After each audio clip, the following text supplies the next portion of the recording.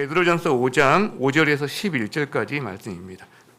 저와 여러분이 한 절씩 교독하겠습니다. 젊은 자들아, 이와 같이 장로들에게 순종하고 다 서로 겸손으로 허리를 동이라. 하나님은 교만한 자를 대적하시되 겸손한 자들에게는 은혜를 주시느니라.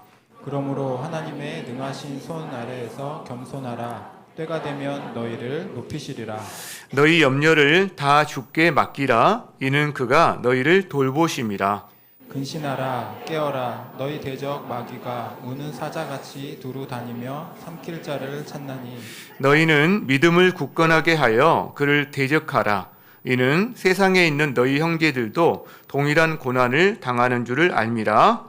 모든 은혜의 하나님 곧 그리스도 안에서 너희를 부르사 자기의 영원한 영광에 들어가게 하시니가 잠깐 고난을 당한 너희를 친히 온전하게 하시며 굳건하게 하시며 강하게 하시며 털을 견고하게 하시리라. 함께 권능이 세세 무궁하도록 그에게 있을지어다. 아멘. 자리에 앉으시겠습니다. 저희가 베드로전서 이제 마지막을 살펴보고 있습니다. 로마에 있는 사도 베드로가 그 환난 다가올 대핍박을 감지하면서 소아시아에 있는 성도들에게 사랑으로 안타까운 마음으로 써낸 편지입니다. 이제 그 그인 편지의 마지막 부분에 지난주에는 장로들에게 하는 부탁이 있었어요. 장로들에게 하나님의 양떼를 잘 돌봐 주시기를 바랍니다. 그런 부탁을 했습니다. 그리고 이제 이어서 젊은 자들에게 부탁을 합니다. 근데 이 젊은 자들이 나이가 어린 사람만을 말하는 건 아닐 겁니다. 그래서 교회의 지도를 받는 어떤 사람들이기 때문에 모든 성도들이라고 제가 이해해도 되지 않을까, 즉 우리에게 주시는 말씀이다 라고 이해해도 되지 않을까 싶은데요. 베드로 사도는 지금 성도들에게 세 가지 정도 이야기를 하고 있는데 훈계라든가 막 책망이다 이런 내용이 아니에요. 지금 핍박이 몰려오고 있는 성도들의 안타까운 상황을 보면서 어떻게 보면 참 사랑스러운 마음으로, 안타까운 마음으로 어떻게 해야 될까 이런 마음으로 보내는 편지잖아요. 그러니까 그래서 제가 이거를 베드로가 성도들에게 하는 어떤 훈계 세 가지 이렇게 표현하지 않고 성도들에게 부탁합니다. 제가 부탁이라는 단어를 쓴 게 바로 그런 의미가 있다고 생각합니다. 이 세 가지를 한번 살펴보기를 원하는데요. 자, 첫 번째 한번 따라합니다. 순종과 겸손으로 교회를 섬기십시오. 5절 같이 한번 읽겠습니다. 시작. 젊은 자들아, 이와 같이 장로들에게 순종하고 다 서로 겸손으로 허리를 동이라. 이런 말을 합니다. 젊은 자들아, 모든 성도들에게 하는 부탁이죠. 이와 같이, 즉 앞에 장로들에게 성도들의 목양을 부탁할 때 했던 말이 있어요. 억지로 하지 말고 자원함으로, 기꺼이, 이런 말 있죠. 똑같이 지금 말을 하고 있는 거예요. 젊은 여러분들도 장로들이, 리더십이 여러분을 그렇게 기꺼이 자원함으로 섬기듯이 여러분은 그들에게 또 기꺼이 자원함으로 장로들에게 순종하십시오. 그래서 두 가지 이야기를 하는 거죠. 리더십에 대해서는 순종에 대한 이야기를 합니다. 그리고 다른 동료 혹은 성도들에 대해서는 겸손으로 허리를 동이라고 이야기합니다. 순종과 겸손, 이 두 가지를 이야기한다는 거죠. 자, 히브리서도 비슷한 말을 합니다. 히브리서도. 히브리 13장 보겠습니다. 자, 너희를 인도하는 자들에게 순종하고 복종하십시오. 같은 말이죠. 너희를 인도하는 자들에게, 리더십에게, 장로에게. 왜? 그 이유가 나와요. 그들은 너희 영혼을 위하여 경성하기를 자신들이 청산할 자인 것 같이 하기 때문입니다. 여러분, 우리가 리더들에게 순종하는 이유는 바로 저기 나옵니다. 우리 영혼을 돌보는 자로 하나님이 세우셨기 때문에 그들에게 순종하라고 나와요. 이제 그러면서 그 다음 방식이 나오는 거죠. 그들로 하여금 즐거움으로 이것을 하게 하고 근심으로 하게 하지 마십시오. 그렇지 않으면 여러분에게 유익이 없습니다. 같은 말이에요. 이와 같이 장로들이 여러분에게 자원함으로 기꺼이 하듯이, 목양하듯이, 돌보듯이 여러분은 동일하게 기꺼이 자원함으로, 저기는 즐거움으로 여러분은 순종하십시오. 이렇게 말을 한다는 거죠. 자, 리더에게 순종해야 되는 이유를 우리가 알게 됐는데 이제 그래도 문제가 있습니다. 리더가 부족할 수 있거든요. 마음에 들지 않을 수가 있거든요. 여러분 그럴 때 어떻게 해야 합니까? 세상에서는 어떻게 하라고 그러죠? 따르지 마. 네 마음에 안 드는데 부족한 사람인데 따르지 마. 이렇게 말을 할 겁니다. 그러나 하나님은 그럼에도 순종하라고 하십니다. 왜요? 하나님이 그들을 은혜의 통로로 삼으시기 때문에 그렇다는 거예요. 은혜의 통로로 삼으시기 때문에. 하나만 이야기해 볼까요? 자, 가정에서 리더는 부모입니다. 자, 그런데 이 부모가 완전하지 않습니다. 부모여도 부족합니다. 부족할 수 있습니다. 여러 가지요. 학력이 부족할 수도 있습니다. 저희 어머님은 초등학교를 못 나오셨거든요. 그때 여러 가지 상황 때문에. 근데 그 누구보다 지혜롭고 제가 존경하는 분이시거든요. 자, 여러 가지 학력뿐만 아니라 지식도 부족할 수 있습니다. 정보도 부족할 수 있습니다. 젊은 사람들이 정보에 접근하는 게 얼마나 빠릅니까? 부족할 수 있습니다. 그리고 어떤 부분은 마음에 들지 않을 수도 있습니다. 그분이 살아왔던 삶의 궤적과 문화적인 배경이 있기 때문에 현대와 좀 맞지 않는 면이 있고 어떤 부분은 마음에 안 들 수도 있습니다. 그럼에도 불구하고 하나님은 그 부모를 통해서 자녀들을 양육합니다. 먹이고 입히고 사랑으로 돌보고 교육하고 부모를 통해서 합니다. 그래서 순종하라는 거죠. 만약 순종하지 않는다면 그 집에 꼬맹이가 하나 있는데 한 6, 7살짜리 걔가 나 우리 부모 참 너무 부족해서 안 되겠어. 더 나은 부모 찾아가야겠어. 길 나가면요. 그때부터 배고픕니다. 네, 문제가 되는 거죠. 그에게 유익이 없는 거죠. 이렇게 말을 합니다. 자, 그럼에도 불구하고 또 우리는 항변할 수 있어요. 그래도 존경할 구석이 있어야 존경을 하죠. 이런 말 할 수가 있습니다. 실제로 맞죠? 나이가 많다고 무조건 순종해라, 복종해라 이렇게 강요하는 것도 사실은 맞는 말은 아닙니다. 그러나 어른은 어른의 본분을 다하기 위해서 노력해야 하는 게 어른의 역할이지만 여기 권위 아래에 있는 사람들은 리더들의 부족함을 빌미로 삼아서 자기의 교만을, 자기의 순종하지 아니함을 합리화하는 것도 문제가 됩니다. 어른은 어른 역할을 하려고 노력해야 되죠. 젊은 사람은 젊은 사람의 역할을 하려고 노력해야 되죠. 왜 어른도 리더도 노력해야 되죠? 자기 위에 리더가 있거든요. 자기 위에 리더가 있고 그 위에 리더가 있고 결국 하나님이 자기 위에 계시기 때문에 자기도 그 권위에 복종을 해야 되는 거죠. 여러분, 완전한 리더가 없습니다. 완전한 부모도 없습니다. 완전한 부모도. 우리나라 역사상 완전한 리더가 있나요? 모든 국민들이 마음에서 우러러 나오는 존경과 사랑으로 막 모두 한 99.9% 추앙하는 그런 리더가 있나요? 불행하게도 없어요. 완전한 리더 없습니다. 장로들아, 젊은 자들아, 장로들에게 순종하라 이 말씀은 그 윗세대가 순종할 만해서 존경할 만해서 완벽해서가 아닙니다. 바로 그 아래 세대를 위해서입니다. 왜? 하나님이 이들의 부족함에도 불구하고 이들의 헌신과 수고와 땀과 기도와 열정을 통해서 이 세대를 양육하고 있기 때문에 그렇다라는 거죠. 이들을 통해서 은혜를 주시기 때문에 은혜의 통로를 막히게 하지 말라는 말씀이라고 볼 수 있다는 거죠. 자, 그렇다면 리더들에 대해서는 순종에 대한 이야기를 하고 있는데 옆에 동료, 그 다음에 지체들에 대해서는 뭐라고 할까요? 겸손에 대한 이야기를 합니다. 겸손.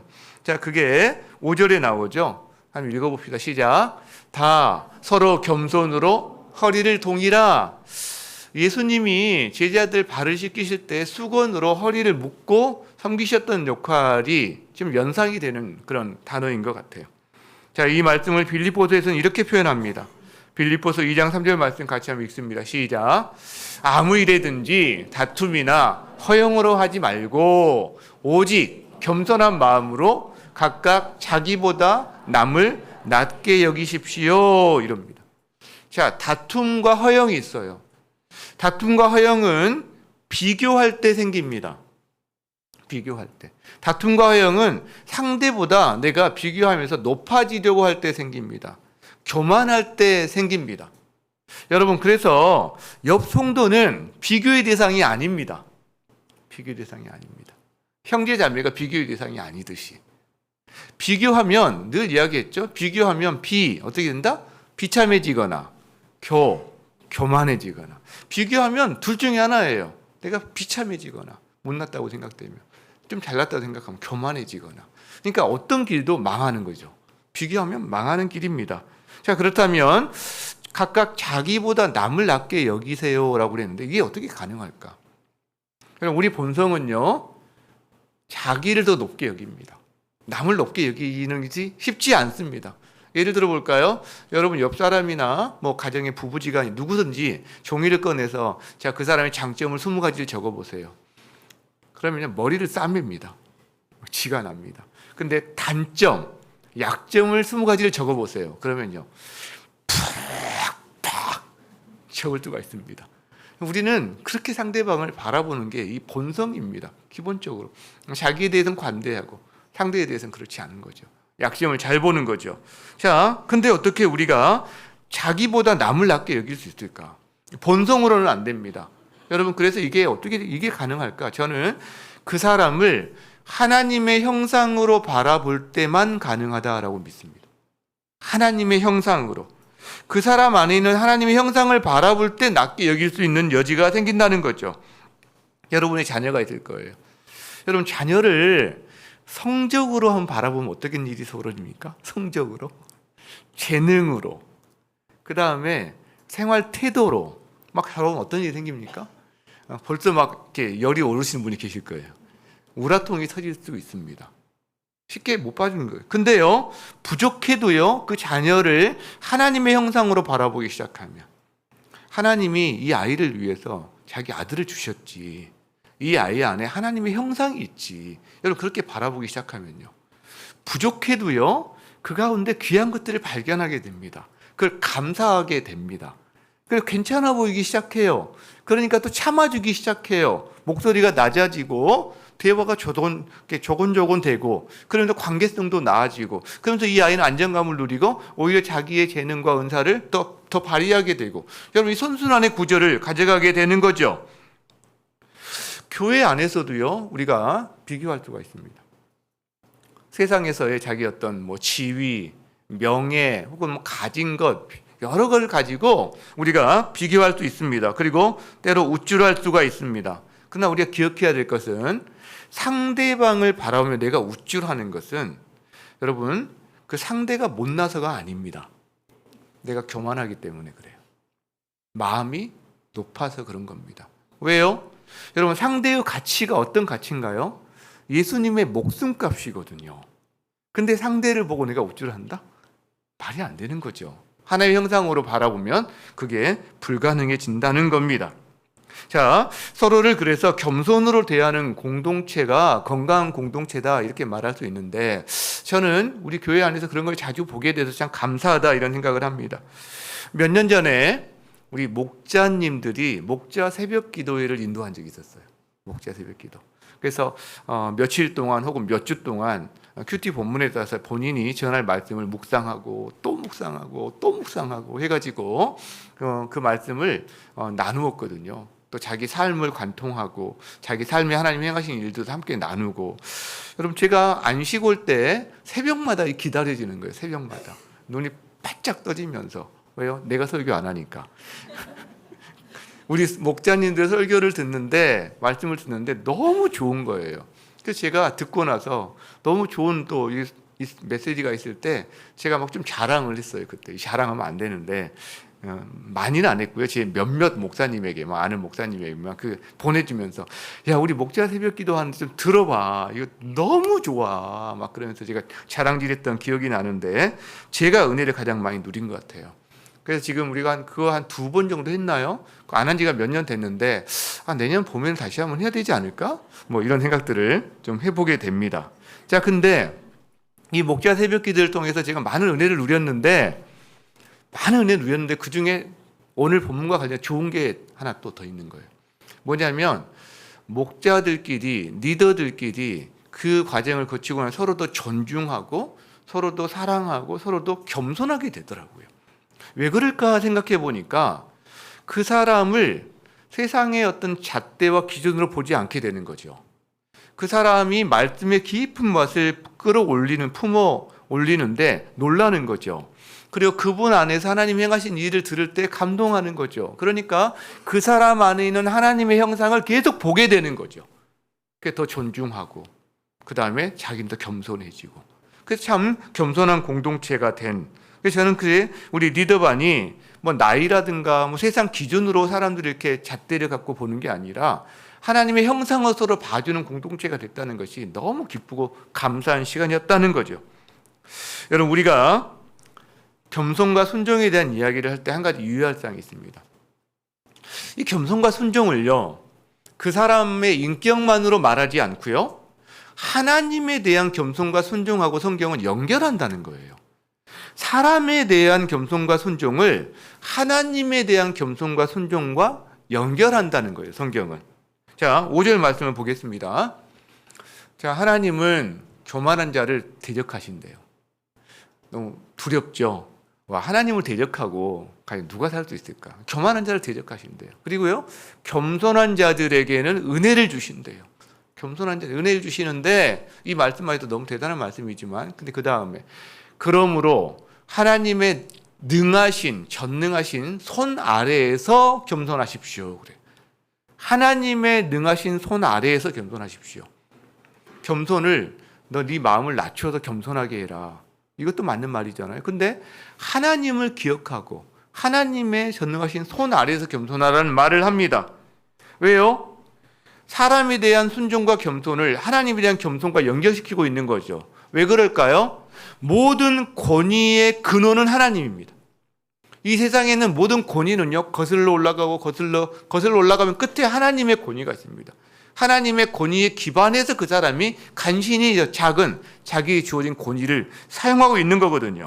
그러니까 우리는 그 권위에 순종하는 사람은, 또 겸손한 사람은 그 권위에 대한 순종이 사람에 대한 순종이기도 하지만 사실은 하나님을 기억할 때 순종하면 이게 하나님의 권위에 대한 순종이 된다라는 거죠.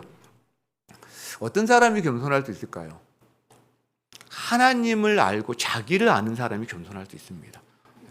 하나님의 위대하심, 하나님의 아름다우심을 알고요, 자기의 작음, 자기의 초라함을 아는 사람이 겸손할 수 있습니다. 실제로. 그러니까 하나님을 아는 만큼 우리는 자기를 알게 되거든요. 여러분, 하나님을 모르면 자기를 모릅니다. 줄자가 있어야 이게 몇 센치인지, 저울이 있어야 이게 몇 킬로나 나가는지 알 수 있는 거잖아요. 하나님이 안 계시면 자기를 알 수가 없는 거죠. 여러분, 그래서 우리가 교만해지는 이유 중에 하나는 하나님에 대한 위대함을 모를 때 그래요. 그리고 나의 초라함과 작음을 잊어버릴 때 높아지는 거죠. 높아질 게 어디 있다고, 사실은. 여러분, 그래서 하나님을 모르는 사람이 겸손하다. 이건 기적 같은 일입니다. 굉장히 희귀한 일입니다. 근데 또 하나 희귀한 일이 있어요. 하나님을 아는 사람인데 겸손하지 않다. 여러분, 이것도 기적 같은 일입니다. 사실은 굉장히 희귀한 일이 된다라는 거죠. 성경은 그래서 하나님의 능하신 손 아래서 겸손하십시오. 그리고 때가 되면 하나님이 높이십니다. 이렇게 말합니다. 때가 되면. 높이는 것은 동에서나 서에서나 남에서나 북에서 말미암지 않고 오직 여호와께로부터 말미암는다라고 말씀하게 돼요. 하나님이 높여주시는 거죠. 여러분, 이 은혜 여러분 누리시기를 바랍니다. 자, 그렇다면 이제 두 번째, 따라합니다. 성도들이 부탁한데요. 염려를 주께 맡기십시오. 7절 말씀 같이 한번 읽습니다. 시작. 너희 염려를 다 주께 맡기라. 이는 그가 너희를 돌보심이라. 여러분, 초대교회 성도들에게 염려가 있었을까요? 없었을까요? 염려가 있었겠죠. 그들 먹고 사는 문제도 지금과는 비교할 수 없이 어려운 시기였습니다. 일상의 염려도 있었을 거예요. 그런데 그들에게 고난과 핍박이라는 염려도 굉장히 크게 다가오는 시기가 있었을 거예요. 그런데 그 염려를 어떻게 하라? 주님께 맡기십시오라고 지금 고민한다는 거죠. 여러분은 염려가 있습니까? 없습니까? 염려 없는 사람 손 한번 들어보실래요? 제가 10,000원 드릴게요. 없을 겁니다. 어린아이도, 초등학생도, 중고등학생도, 청년도, 어른도 나이가 들어가는 것만큼 염려의 종류와 무게도 많아지고 무거워지는 거 아닌가 이런 생각이 들 때도 있어요. 사실은. 근데 그 염려 여러분 어떻게 처리하고 사십니까? 염려도 좀 다이어트가 필요하지 않나요? 염려는 우리를 끌어안고 삽니다. 여러분 끌어안고 살면 힘들어요. 피곤해요. 자, 한번 볼까요? 우리가 염려 중에 작은 염려들이 있습니다.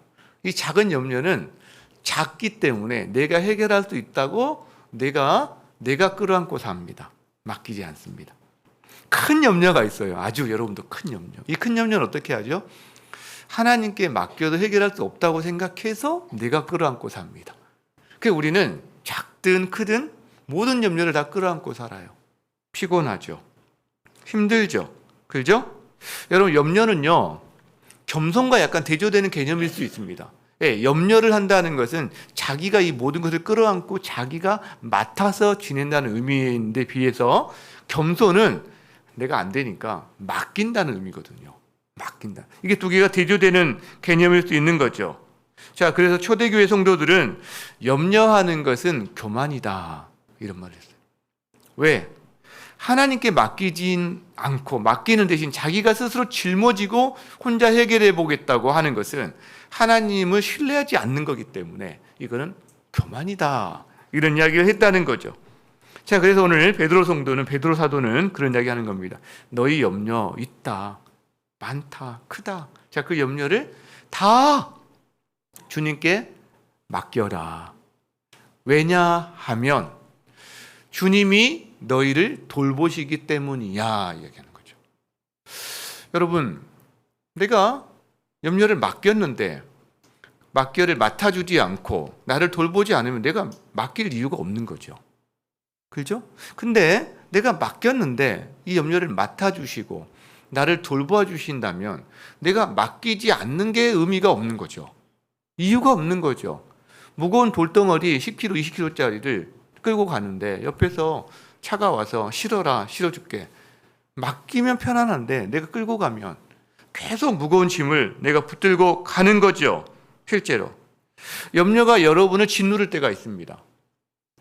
염려 때문에 스트레스로 우리가 끙끙거릴 때가 있습니다. 우리 삶 가운데. 그럴 때 우리 한 가지 기억해야 될 부분이 있어요. 이것이 나 혼자만의 힘으로 해결하라고 있는 문제인가? 나는 혼자가 아닐 수도 있다는 사실을 우리가 기억할 필요가 있습니다.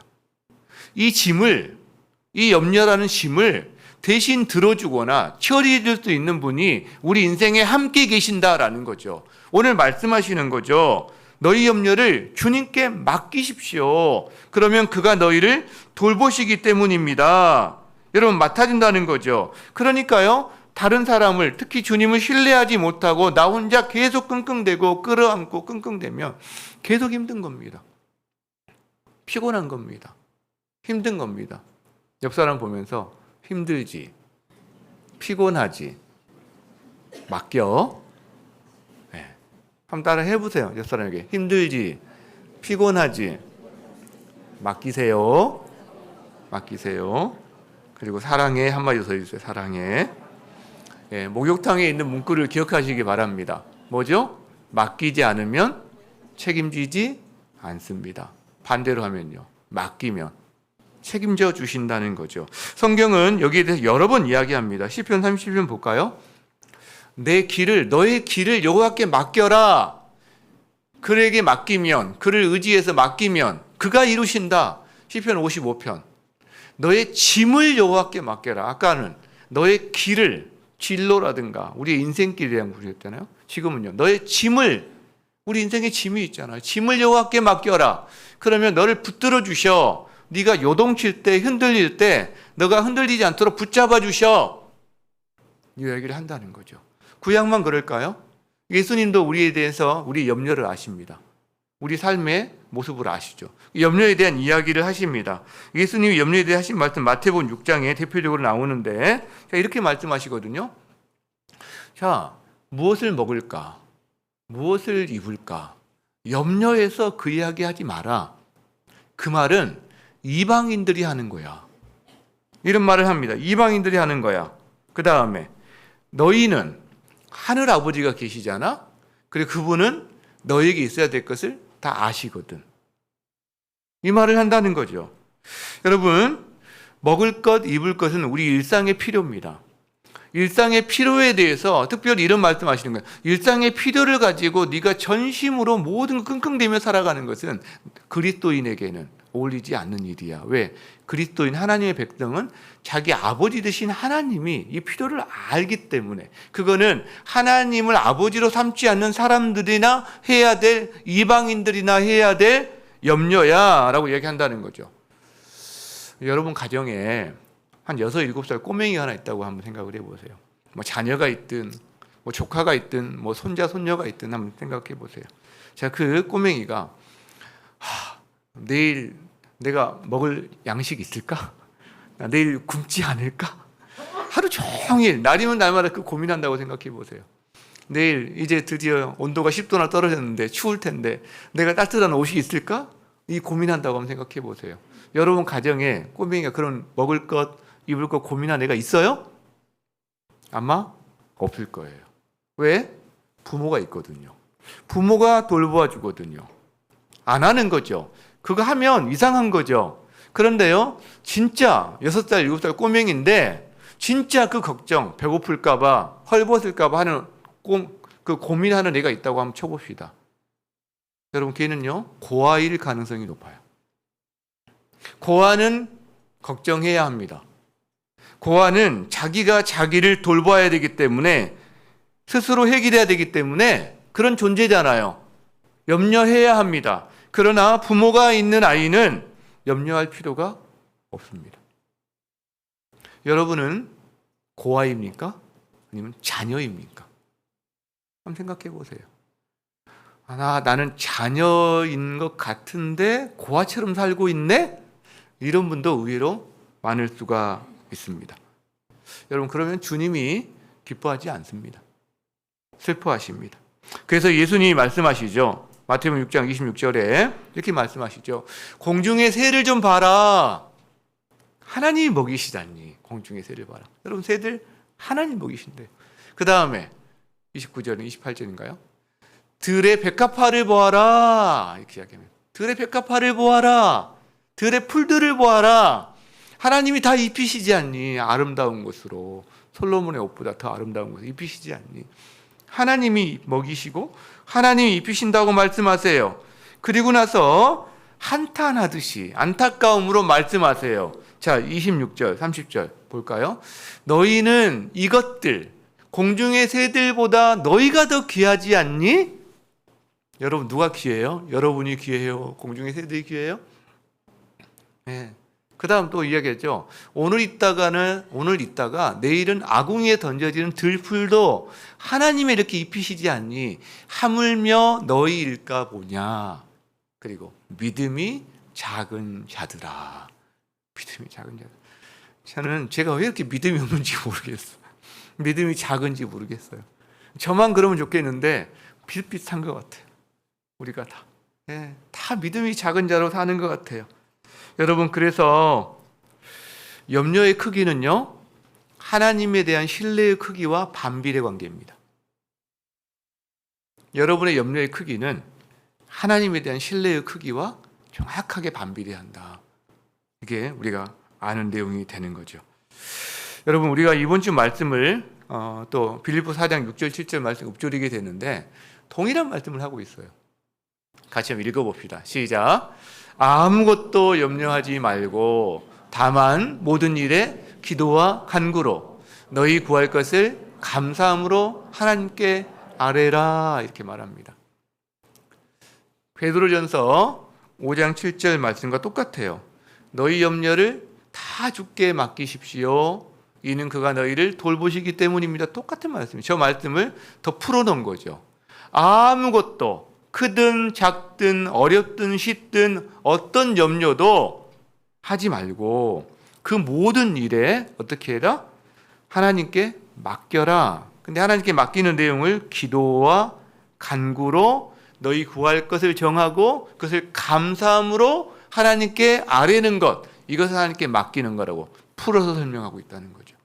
여러분, 이 말씀을 여러분 읊조리는 가운데 이 말씀이 주시는 충만함, 그리고 이 말씀을 통해서 하나님을 신뢰하는 것만큼 여러분이 그 무거운 염려의 짐에서 노임받고 어깨가 좀 가벼워지고 인생의 짐이 좀 가벼워지고 해방되고, 그래서 신앙의 맛이 이런 거구나라는 것을 경험하는 그런 한 주간 되기를 주의 이름으로 축복합니다. 자, 이제 세 번째가 나옵니다. 그럼 따라합니다. 깨어 기도하십시오. 8절 말씀 같이 한번 읽겠습니다. 시작. 근신하라, 깨어라. 너희 대적 마귀가 우는 사자같이 두루 다니며 삼킬 자를 찾고 있다. 이렇게 말합니다. 자, 베드로가 모든 성도에게 한 세 번째 부탁은 바로 이 마귀에 대한 건데, 이 마귀를 이기기 위해서 깨어 근신하여 기도하십시오라는 말을 하고 있다는 거예요. 깨어 기도하십시오. 왜 깨어 기도해야 된다고 말할까요? 마귀 때문이에요. 마귀가 삼킬 자를 찾고 있다는 거죠. 마귀가 삼킬 자를 찾고 있다. 여러분, 마귀가 삼킬 자를 찾고 있는 상황은 두 가지가 있습니다. 하나는 지금 핍박이 가까이 다가왔다는 거예요. 핍박이. 이 핍박, 대박해의 시간을 통해서 믿음에서 떠나고 배교하고, 그래서 하나님의 영원한 안식에 들어가지 못하는 사람들이 생겨날 거예요. 실제로. 자, 이게 지금 그 마귀에게 삼켜지는 거거든요. 두 번째 상황이 있는데 만물의 마지막이 가까이 왔다는 거예요. 그래서 만물의 마지막이 가까이 왔더니 너희는 정신을 차리고 근신하여 기도하라. 이게 베드로는 4장 7절에 있는 말씀이잖아요. 만물의 마지막에는 사단이 발악을 합니다. 사단이 하는 일은 정확합니다. 뭐냐면 진리에서 멀어지게 하는 거예요. 예수님에게서 멀어지게 하는 거예요. 예수님을 믿지 않는 사람들은 아예 예수님께 가까이 가지 못하게 하는 거고요. 예수님 안에 있는 사람은 어떻게든 떼어내려고 합니다. 강하게 붙어 있는 사람은 조금 멀어지게 하려고 하고요. 좀 멀어진 사람은 아예 그냥 바깥으로 보내보려고 하는 거예요. 이게 사단이 하는 모든 일의 한 가지 핵심입니다. 모든 것이 여기에 관심이 가 있는 거죠. 그래서 사단은 우는 사자처럼 삼킬 자를 찾으러 다니고 있다, 이 표현을 씁니다. 여러분, 아프리카의 들소떼를 한번 생각해 보세요. 아프리카 들소떼가 막 이동을 합니다. 그런데 이 무리에서 떨어져 나와 있는 들소, 뭐 새끼든 누구든 그 한 마리는요, 맹수들의 공격을 받아서 삼킴 당하기가 굉장히 쉽습니다. 지금 그 상황을 우리가 연상하는 말씀을 주고 있다는 거죠. 공동체를 떠나면, 믿음의 길에서 떠나면 그렇게 되는 부분을 이야기하고 있다는 거죠.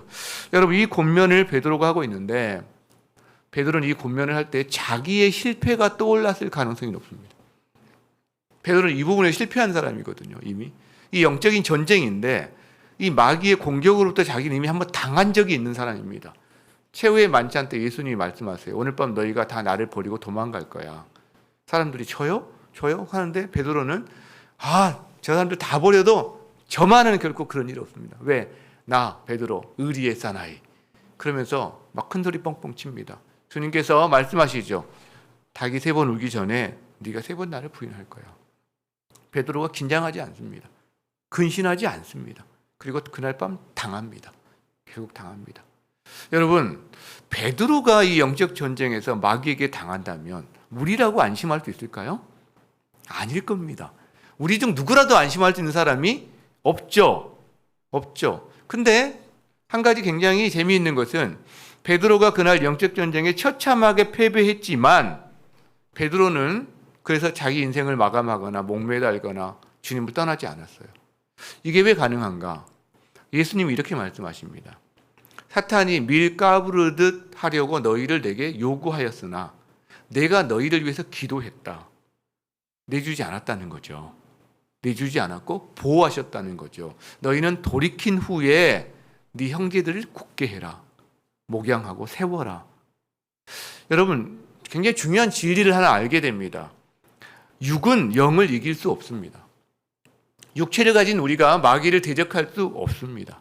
100점 100패예요. 능력으로나 지혜로나 힘으로나 무엇을 이기겠습니까? 못 이깁니다. 그런데 우리는 마귀를 대적할 수 있습니다. 어떻게 해요? 예수 안에서 가능합니다. 여러분, 예수 안에서 가능해요.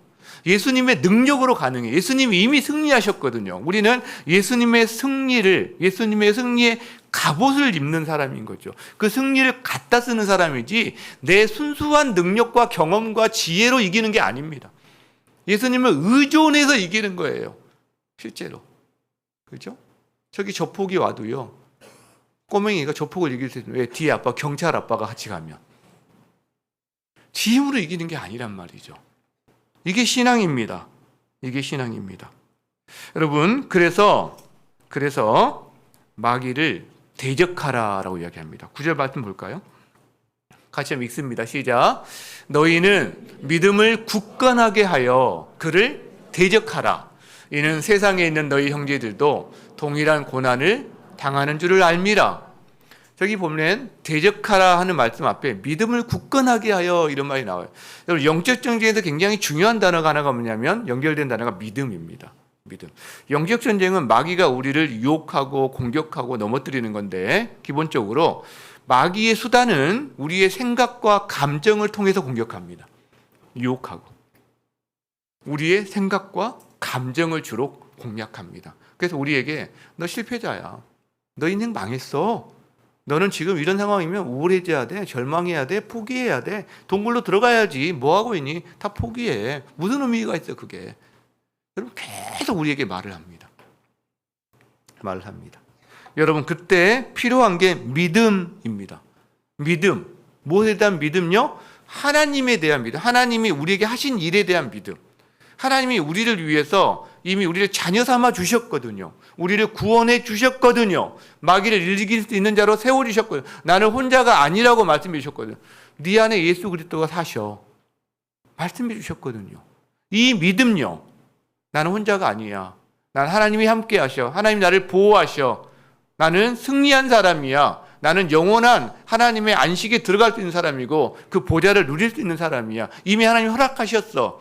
그래서 하나님이 하신 일, 하나님이 하시고 있는 일 나에게, 그리고 하나님이 하실 일에 대해서 믿는 믿음으로 이 영적 전쟁을 이긴다라는 거죠. 그래서 믿음을 굳건하게 하여 그를 대적하라라고 말합니다. 대적하라. 여러분, 사단은 피하는 게 아닙니다. 대적하는 겁니다. 유혹은요, 대적하는 게 아닙니다. 맞서는 게 아닙니다. 유혹은 피하는 겁니다. 거꾸로 하면 안 됩니다. 유혹이 왔는데 그래, 유혹아, 어서 와라, 더 와. 내가 막 계속 부딪혀서 이겨줄게. 꼬꾸라지는 거죠. 유혹은 피하는 겁니다. 사단은 대적하는 겁니다. 사단을 대적하면 어떤 일이 벌어지죠? 사단이 우리를 피합니다. 사단이 우리를 피합니다. 자, 야고보서 4장 7절 말씀. 너희는 하나님께 복종할지어다. 마귀를 대적하라. 그리하면 너희를 피하리라. 마귀를 대적하면 사단이 우리를 피합니다. 하나님은요, 우리가 복종할 대상이고요. 마귀는 우리가 복종할 대상이 아닙니다. 대적할 대상입니다. 마귀는 대적할 대상이라는 거죠. 이 마귀를 대적하는 게 근신하여 깨어 기도하는 것이 마귀를 대적하는 겁니다. 마귀야, 너 나와봐. 막 우통 벗어 제끼고 뭔가 막 이상한 칼찰 어떻게 하는 게 아니라 마귀 대적하는 것은 깨어 기도하는 것입니다. 깨어 기도하는 것. 자, 베드로가 초대교회 성도들에게 깨어 기도하십시오라고 할 때 핍박의 상황, 마지막이 가까운 이 상황, 여러분, 우리가 동일하게 깨어 기도할 때라고 여러분 생각하십니까? 우리 상황들이 아까 대표 기도하신 분도 그랬지만 정말 위기 상황을 지나가고 있습니다. 어떻게 될지 모르겠어요. 정말. 지금까지도 하나님께서 이 나라를 보호해 주셨기 때문에 남북한 분단 70몇 년 동안 이렇게 그나마 안정되게 여기까지 발전시켜 주셨는데 지금 하나님 붙으시니까 이 정도 가고 있는 것 같은데 앞으로는 또 어떻게 될지 모르겠어요. 정말 위기 상황입니다. 여러분, 우리가 깨어있지 않고 기도하지 않고 여러분의 가정과 그 다음에 우리 가정과 여러분에게 직접적인 영향을 미치는 이 사회와 이 국가의 문제의 위기 앞에서 우리가 이걸 이겨낼 수 있을까요? 우리를 지고 뒤흔들고 하나님에게서 멀어지게 하려는 다음 세대를 가을 낙엽처럼 쓸어 담는 이 사단 마귀의 결계 앞에서 우리가 이걸 감당해낼 수 있을까요? 이 전쟁을? 없습니다. 없습니다. 여러분 자녀들 추푼 낙엽처럼 사단이 그냥 쓰레기차로 담아가듯이 그렇게 담아가는 그런 시대를 우리가 살고 있지 않습니까? 영적 전쟁의 시기를 살고 있는 거죠. 여러분, 깨어 기도할 때만이 마귀를 대적하고 우리가 승리할 수 있음을 우리가 기억해야 할 것입니다. 리더반에서 2학기 때 우리 함께 나눈 책이 한 권 있어요. 짐 그리어 목사님의 기도 먼저라는 책을 리더반에서 우리가 함께 나누게 되는데 여러분도 한번 목장에서 또 서로 기회가 있다면 함께 나누셔도 좋지 않을까 싶은데요. 자, 거기에 짐 그리어 목사님 이런 말을 합니다. 기도 없는 삶은 나를 의지하는 삶이다.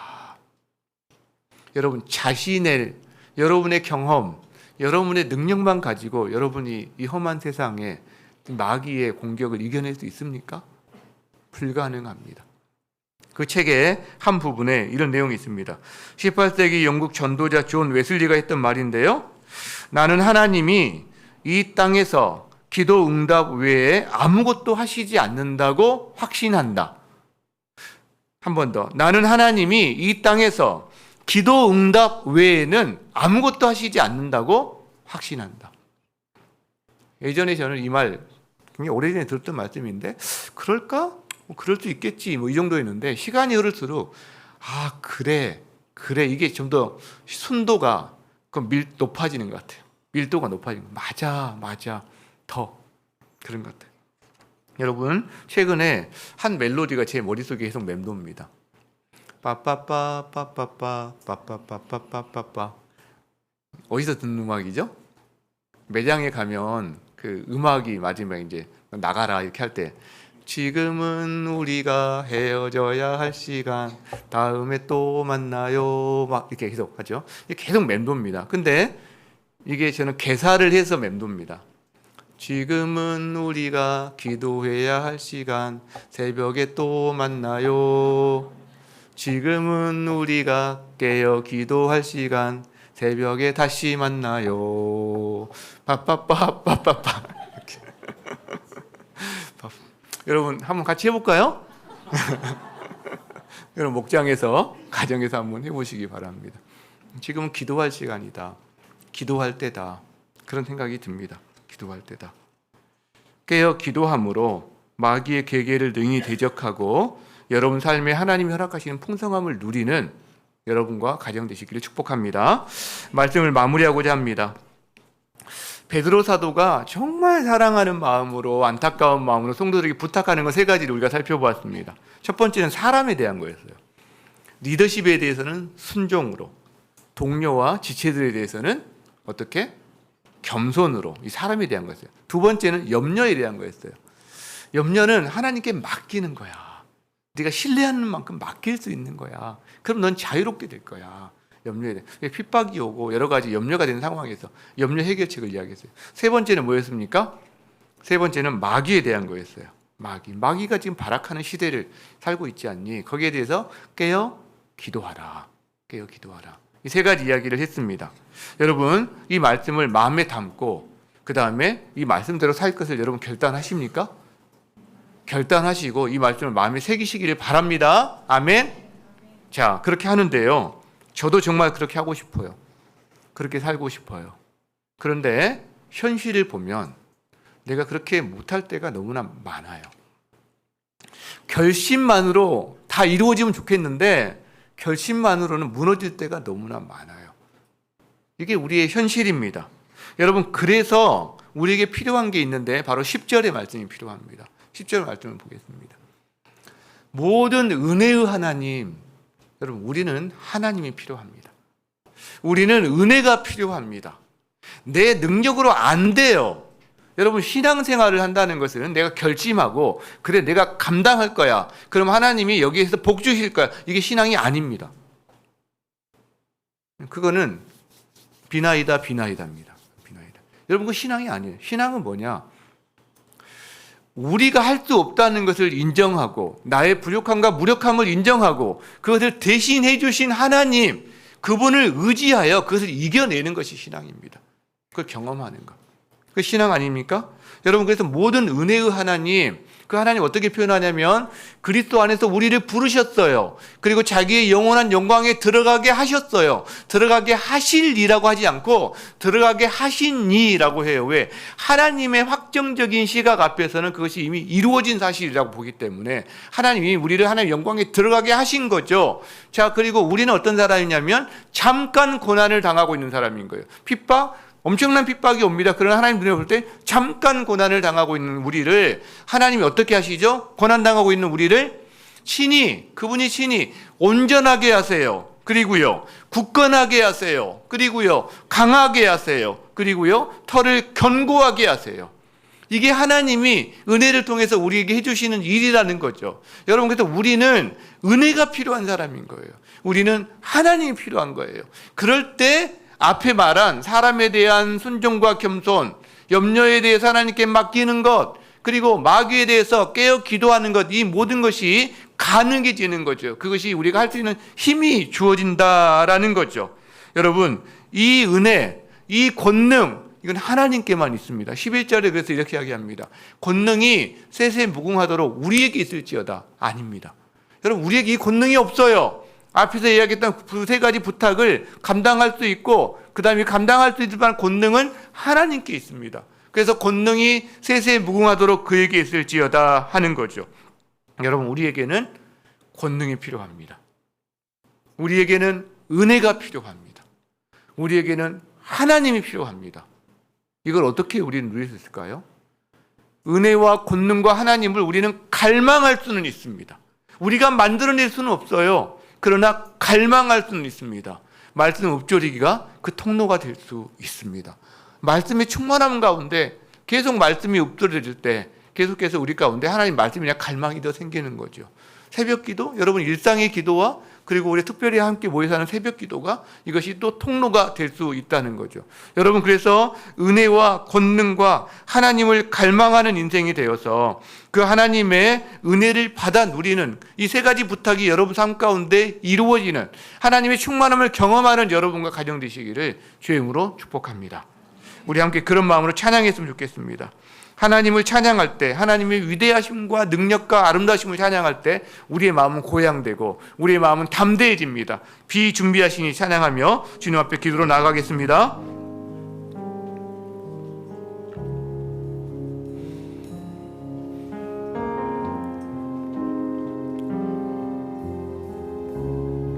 우리 주는 위대하며 우리 주는 위대하며 능력이 많으시도다. 능력이 많으시도다. 그의 지혜 무궁하며 그의 지혜 무궁하며 인자는 영원하도다. 인자는 영원하도다. 상한 자들 고치십니다. 상한 자를 고치시 상처를 싸매시도다. 상처를 싸매시도다. 별들의 수를 세시며 별들의 수를 세시 이름을 붙이셨도다. 이름을 붙이셨도다. 그가 구름으로 하늘을 덮으시며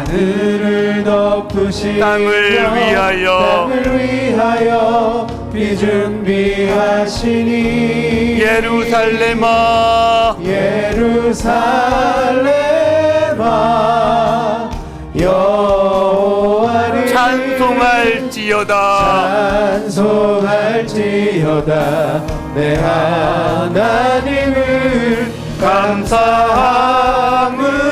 감사함으로 그 앞에 나가며 주임제 앞에 경배. 예루살렘아 여호와를 찬송할지어다. 여호와를 찬송할지어다. 내 하나님 감사함으로 그 앞에 나가며 그 앞에 나가며 경배 앞에 경배 주신 말씀으로 주여 외치며 기도의 자리로 나갑니다.